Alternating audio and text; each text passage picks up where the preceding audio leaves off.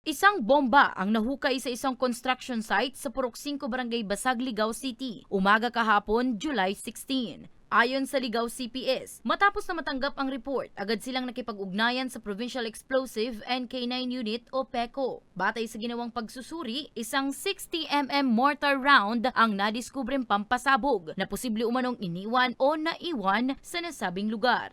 At that time ay meron po silang ongoing na construction of flood mitigation structures and drainage system doon sa Nasisi River.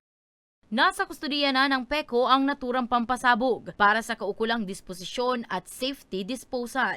Base sa appearance ng 60mm, matagal na po siya kasi corroded na siya at marami ng rusty na siya masyado. May laman pa siya ng explosive sa loob. Masyado pa siya talaga sa hazardous.